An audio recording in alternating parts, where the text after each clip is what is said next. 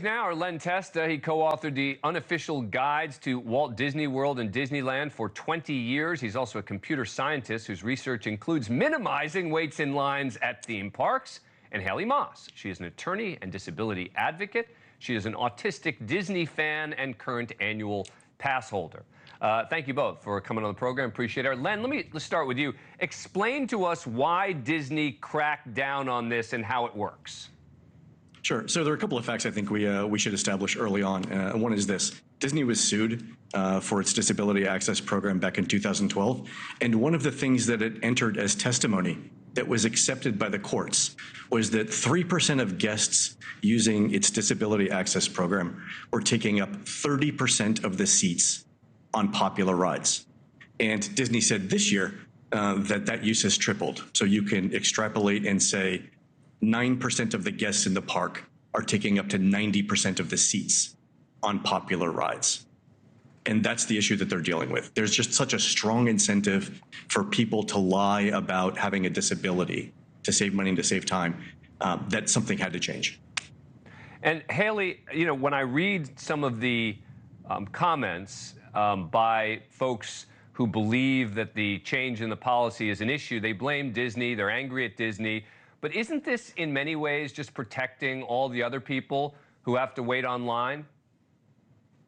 Honestly, the way that I view it is what ends up happening is while there are people who are acting maliciously and intentionally using this as a loophole to skip lines, the people who seem to be failed the most are people with disabilities. If you've ever had to ask for an accommodation or advocate for yourself or your family through the disability access service process, I have, it can feel very demeaning, it can feel very embarrassing, and it can feel very difficult to do. So trying to keep that in mind is it's very frustrating to see what happens is you have bad actors who end up making it harder for the rest of us who have to prove that we're disabled, or you have people with disabilities who might not have a very obvious, evident, visible disability still having to say, hey, I still need this. This is still exceedingly difficult for me. But Haley, I apologize for interrupting. I thought you were done. But Haley, but doesn't this allow for them to do just that? I mean, even the new policy, right? Even the change still allows people to explain why they need it. It sounds like you're saying just the fact that they have to talk to a Disney cast member makes it particularly demeaning and difficult? Not necessarily, because in the old process, you still had to talk to the cast members. At least the way that it used to be is you had to talk to a cast member either through that video chat before your visit, or you had to meet with guest services when you got to the parks.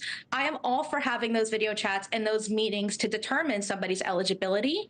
I think that's important rather than the, oh no, I don't feel like waiting in line or paying for Disney Plus. Therefore, I'm going to go talk to someone right now because I'm impatient. That is a very different thing than having to go through the process, particularly with that family member or disabled person present. So the rule with the video chats has always been that the person who benefits from disability access has to be present. So if it is a small child, they have to be present on the call, or if it's me, I had to be present. It couldn't have been someone else that I was traveling with. Len, it just seems to me they had to do something, right? I mean, you can make this about Disney, you can blame Disney, and sure, they're the ones making the decision, but it does seem to me that it's also about all the other folks who are waiting 40 minutes, 50 minutes, sometimes well over an hour to get on a ride, and they're increasingly seeing more and more people who are claiming to have disabilities cutting the lines.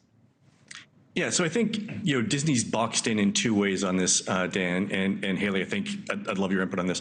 On the one hand, the ADA says they can't ask for documentation, which means they have to take everyone's word for it, or they have to interview people manually. And let me just say, no other country in the world, no other theme park in any other country in the world does it that way, right? Every other country that runs theme parks, the theme parks ask you for government documentation of your disability, okay?